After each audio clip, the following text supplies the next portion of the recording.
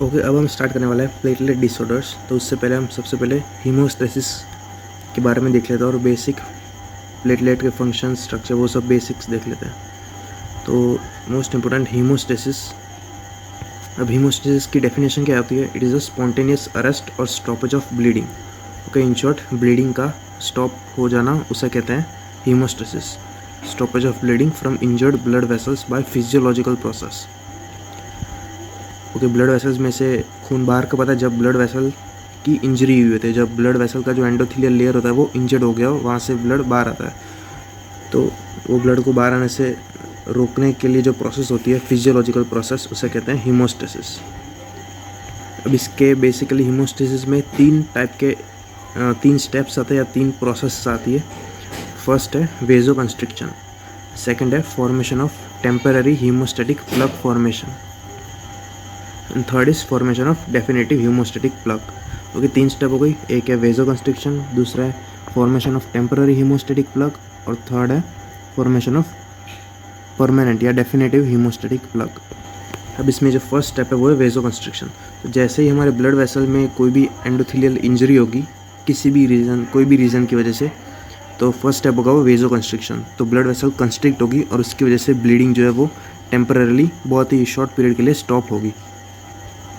और वो जब ब्लीडिंग स्टॉप होगी तब उसकी वजह से आगे के स्टेप्स होने स्टार्ट हो जाएंगे, विच इज़ हीमोस्टेटिक प्लग फॉर्मेशन। पहले टेम्पररी हीमोस्टेटिक प्लग फॉर्मेशन और फिर परमानेंट या डेफिनेटिव हीमोस्टेटिक प्लग फॉर्मेशन। तो फर्स्ट स्टेप होगा वो वेजो कंस्ट्रिक्शन।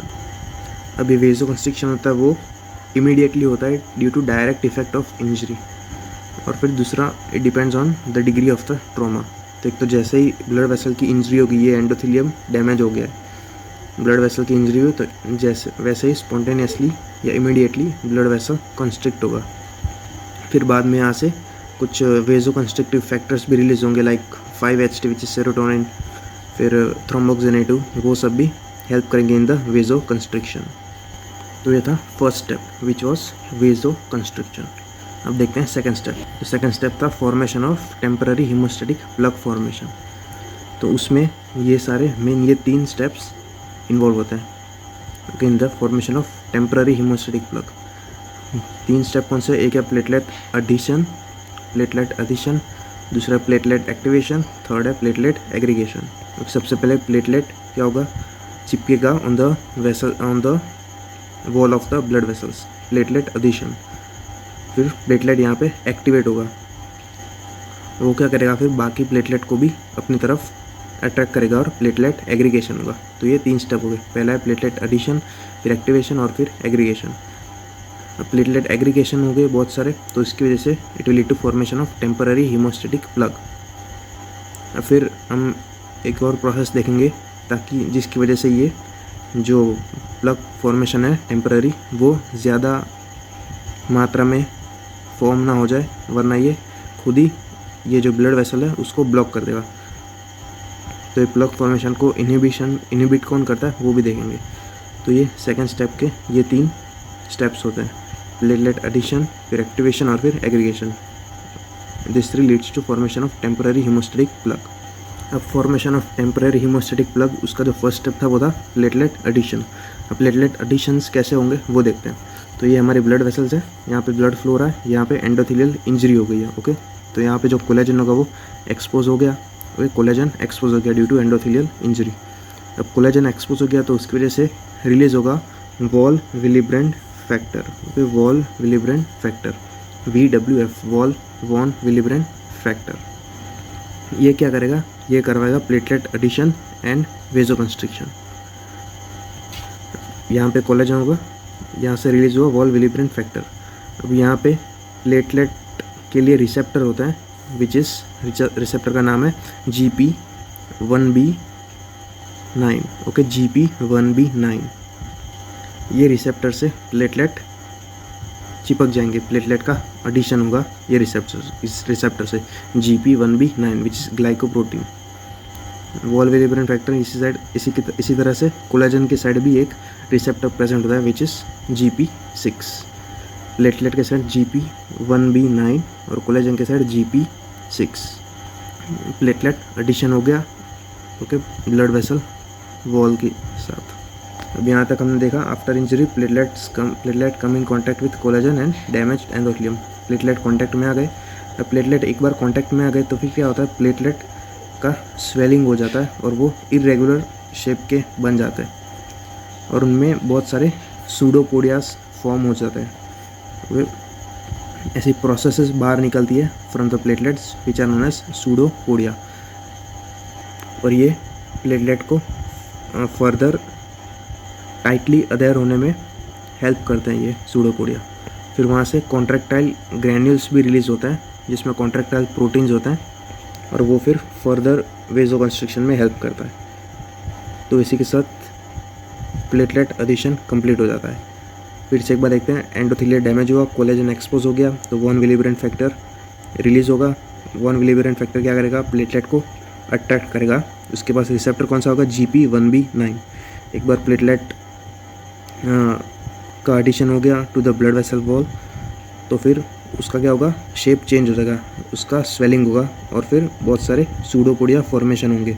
फिर वहाँ से कॉन्ट्रैक्टाइल ग्रैन्यूल्स रिलीज होंगे which will cause further vasoconstriction. तो इसी के साथ प्लेटलेट एडिशन कंप्लीट होगा।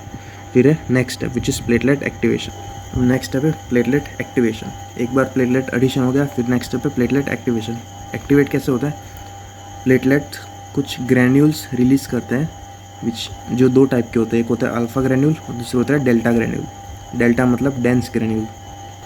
तो ऐसे ग्रैन्यूल्स में से रिलीज़ होता है ADP और थ्रोम्बोक्सिन A2।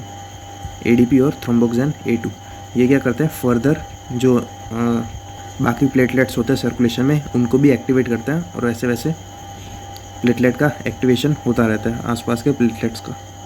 तो प्लेटलेट एक्टिवेशन में होता क्या है, प्लेटलेट्स सिंपली ग्रैन्यूल्स रिलीज़ करते हैं जो बाकी प्लेटलेट्स को एक्टिवेट करते हैं और वो ग्रैन्यूल्स में होता क्या है, ADP और थ्रोम्बोक्सिन A2। दो टाइप के ग्रैन्यूल्स देखे, अल्फ़ा ग्रैन्यूल और एक डेल्टा ग्रैन्यूल। डेल्टा मतलब डेंस ग्रैन्यूल। अब ये ADP और थ्रोम्बोक्सिन A2 यही आगे जाके बाकी प्लेटलेट्स को एक्टिवेट करते हैं और वैसे वैसे ये साइकिल कंटिन्यू रहती है। अब सपोज़ हमें कोएगुलेशन या फिर हीमोस्टेसिस रोकना हो, इन शॉर्ट क्लॉट फॉर्मेशन अगर हमें रोकना हो तो हम एक ड्रग देंगे which is aspirin. Okay, aspirin क्या करता है, ये थ्रोम्बोक्सिन A2 को इनहिबिट कर देता है तो इसकी वजह से प्लेटलेट एग्रीगेशन नहीं हो पाता। ये थ्रोम्बोक्सिन A2 का फंक्शन क्या है, ये हमने देखा था वेजो कंस्ट्रिक्शन भी करवाता है, साथ में प्लेटलेट को एक्टिवेट करता है और बाद में प्लेटलेट एग्रीगेशन को भी बढ़ाता है, मतलब टेम्पररी हीमोस्टैटिक प्लग फॉर्मेशन में हेल्प करता है। तो हम एस्पिरिन देंगे तो फिर ये थ्रोम्बोक्सिन A2 इनहिबिट हो जाएगा, उसकी वजह से जो प्लेटलेट एग्रीगेशन था वो भी रुक जाएगा तो क्लॉट फॉर्मेशन नहीं होगा। तो एस्पिरिन हो गया, फिर सैलिसिलिक एसिड हो गई, तो ये सारे ड्रग्स हम देंगे टू प्रिवेंट कोएगुलेशन। अब थर्ड स्टेप है प्लेटलेट एग्रीगेशन। हमने देखा थ्रोम्बोक्सिन A2 और ADP रिलीज़ हो रहे थे, वो क्या करेंगे, बहुत सारे प्लेटलेट को अट्रैक्ट करेंगे और साथ में उसकी वजह से प्लेटलेट एग्रीगेशन होगा क्योंकि प्लेटलेट्स आपस में एक दूसरे से चिपक जाएंगे और इट विल फॉर्म एग्रीगेशन। अभी एग्रीगेशन को फेवर कौन करता है, which is it is platelet activating factor. जो न्यूट्रोफिल्स, मोनोसाइट, जो प्लेटलेट की सेल मेम्ब्रेन्स होती है वो रिलीज़ करते हैं ये प्लेटलेट एक्टिवेटिंग फैक्टर। ये क्या करेंगे, प्लेटलेट एग्रीगेशन की स्पीड को और भी इंक्रीज़ कर देंगे तो फिर जल्दी जल्दी प्लेटलेट एग्रीगेशन होगा। अभी प्लेटलेट एग्रीगेशन एक बार हो गया तो उसके बाद फाइब्रिनोजन वही सारे प्लेटलेट एग्रीगेशन के साथ चिपक जाता है और जो फाइब्रिनोजन का रिसेप्टर होता है वो होता है GP2B3A। GP which is glycoprotein 2B and 3A, 2B3A। इसी के साथ फॉर्म होता है प्राइमरी या फिर टेम्पररी हीमोस्टैटिक प्लग। तो ये शॉर्ट में सबसे पहले हो रहा था प्लेटलेट एडिशन, फिर हुआ प्लेटलेट एक्टिवेशन, फिर एग्रीगेशन, फिर फाइब्रिनोजन डिपोजिशन। ये सब मिलके बनाता है फेयरली लूज प्लग या फिर टेम्पररी हीमोस्टैटिक प्लग। ये देख सकते हो प्लेटलेट एग्रीगेशन हो गया, यहाँ पे फाइब्रिनोजन स्ट्रैंड्स दिख रहे हैं, तो ये पूरा मिलके बनाता है टेम्पररी हीमोस्टैटिक प्लग। अब ये टेम्पररी हीमोस्टैटिक प्लग कन्वर्ट कैसे होगा to the definitive haemostatic plug, उस प्रोसेस को बोलता है कोएगुलेशन, जिसमें फाइब्रिनोजन कन्वर्ट हो जाएगा इनटू फाइब्रिन और ये टेम्पररी प्लग बन जाएगा into the definitive haemostatic plug, उसे कहते हैं कोएगुलेशन। अब हमने एक ड्रग देखा था एस्पिरिन जो कर रहा था थ्रोम्बोक्सिन A2 को इनिबिट। वैसे ही जो मेम्ब्रेन फॉस्फोलिपिड्स होते हैं प्लेटलेट के, वो भी रिलीज़ करता है प्रोस्टासाइक्लिन। ये भी क्या करता है, थ्रोम्बोक्सिन A2 के फॉर्मेशन को इनिबिट करता है। तो ये भी इनिबिट करता है फर्दर हीमोस्टैटिक प्लग फॉर्मेशन। तो दो चीज़ें हो गई जो इनिबिट कर रही थी, एक प्रोस्टासाइक्लिन और दूसरी एस्पिरिन या फिर सैलिसिलिक एसिड ड्रग जो इनिबिट कर रही थी प्लग फॉर्मेशन को। अब देखते हैं formation of definitive haemostatic plug. जो पहले टेम्पररी प्लग था, it is converted into definitive plug by process called as blood coagulation. इसमें क्या होता है, कोएगुलेशन ऑफ ब्लड की डेफिनेशन, जो फ्लूइड स्टेट में होता है blood, it is converted into a jelly like clot. अब जो फ्लूइडिटी होता है it is necessary for circulation, और जो कोएगुलेशन होता है it is necessary for protection from excessive bleeding. अब ये टेम्पररी हीमोस्टैटिक प्लग कन्वर्ट कैसे होता है into definitive haemostatic plug? Simply जो फाइब्रिनोजन था उसको कन्वर्ट करना होता है इनटू फाइब्रिन। तो उसकी मदद से ही temporary plug will be converted into definitive haemostatic plug. अब ये फाइब्रिनोजन टू फाइब्रिन कन्वर्जन में बहुत सारे स्टेप्स इन्वॉल्व होता है। एक पाथवे होता है इंट्रिंसिक पाथवे, फिर होता है एक एक्सट्रिंसिक पाथवे और एक कॉमन पाथवे होता है, और उसमें बहुत सारे क्लॉटिंग फैक्टर्स भी इन्वॉल्व होते हैं। तो वो पाथवे देख लेते हैं इन शॉर्ट कैसे फाइब्रिनोजन कन्वर्ट होता है इनटू फाइब्रिन। तो ये intrinsic pathway. Intrinsic pathway activate कब होता है, जब कोलेजन एक्सपोज हो गया due to any condition, bleeding disorder की वजह से या फिर एंडोथेलियल इंजरी की वजह से कैसे। और इंट्रिंसिक पाथवे में जो क्लॉटिंग फैक्टर्स इन्वॉल्व होते हैं वो होते हैं 12, 11, 9 और 10। तो सबसे पहले 12th नंबर का क्लॉटिंग फैक्टर होगा, वो एक्टिवेट हो जाएगा, तो उसे कहेंगे एक्टिवेटेड फैक्टर 12। फिर एक्टिवेटेड फैक्टर 12 वो एक्टिवेट करेगा 11 क्लॉटिंग फैक्टर को, फिर 11 एक्टिवेट हो जाएगा, वो एक्टिवेट करेगा 9, फिर 9 एक्टिवेट हो जाएगा, वो एक्टिवेट करेगा 10th क्लॉटिंग फैक्टर को। तो इसी के साथ फाइनली कन्वर्जन होगा, फाइनली फॉर्म होगा एक्टिवेटेड फैक्टर 10। अब ये जो एक्टिवेटेड फैक्टर 10 है वो क्या करेगा, प्रोथ्रोम्बिन को थ्रोम्बिन में कन्वर्ट करेगा। अब थ्रोम्बिन यहाँ से कॉमन पाथवे स्टार्ट हो जाता है जो इंट्रिंसिक और एक्सट्रिंसिक दोनों के लिए कॉमन होता है। तो फैक्टर 10 तक हमने देखा इंट्रिंसिक पाथवे। कौन से क्लॉटिंग फैक्टर थे, एक था 12, सबसे पहले था 12, 11, 9 और 10। 12, 11, 9 और 12, 9 और 10। अब जैसे इंट्रिंसिक पाथवे में फैक्टर थे 12, 11, 9 और 10, वैसे ही एक्सट्रिंसिक पाथवे में क्लॉटिंग फैक्टर से वो है 3, 7 और 10। तो सबसे पहले नंबर 3 एक्टिवेट होगा, वो एक्टिवेट करेगा 7 को, 7 एक्टिवेट हो गया, वो एक्टिवेट करेगा 10 को, फिर 10 एक्टिवेट करेगा prothrombin to thrombin. Okay, prothrombin to thrombin convert हो गया, कैल्शियम और prothrombin activator which is factor 10, activated factor 10। Prothrombin to thrombin convert हो गया। अब ये थ्रोम्बिन कन्वर्ट करेगा fibrinogen into fibrinogen monomers. Okay, fibrinogen convert होगा इनटू फाइब्रिनोजन मोनोमर्स।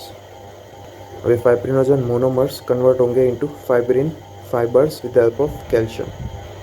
अब ये फाइब्रिन फाइबर्स स्ट्रॉन्ग नहीं होते, बहुत ही वीक होते हैं, क्योंकि ये पैरेलल होते हैं एक दूसरे से, क्रॉस लिंक नहीं होते। तो इनको और स्ट्रेंथ और स्टेबिलिटी प्रोवाइड करने के लिए इनकी क्रॉस लिंकिंग होना ज़रूरी होता है। तो वो क्रॉस लिंकिंग कौन करेगा, activated fibrin stabilising factor. Okay, fibrin stabilising factor वो कन्वर्ट करेगा फाइब्रिन फाइबर्स को into cross linked fibrin fibres. तो इसी के साथ फॉर्म होगा हमारा डेफिनेटिव हीमोस्टैटिक प्लग। एक बार शॉर्ट में दिखा देता हूँ इंट्रिंसिक पाथवे और एक्सट्रिंसिक पाथवे। इंट्रिंसिक में कौन से फैक्टर थे, एक था 12, वो एक्टिवेट होगा 12A में, वो एक्टिवेट करेगा 11 को, फिर 11A एक्टिवेट करेगा 9 को, 9 एक्टिवेट करेगा 10 को, ये हो गया 10A, ऐसे लिखेंगे रोमन में 10A। वैसे ही एक्सट्रिंसिक में सबसे पहला था 3, एक्टिवेट होगा इनटू 3A, ये कन्वर्ट करेगा 7 को 7A में, ये एक्टिवेट करेगा 10 को 10A। ये दोनों अब क्या करेंगे, प्रोथ्रोम्बिन को थ्रोम्बिन में कन्वर्ट करेंगे, प्रोथ्रोम्बिन टू थ्रोम्बिन। अब ये थ्रोम्बिन था, ये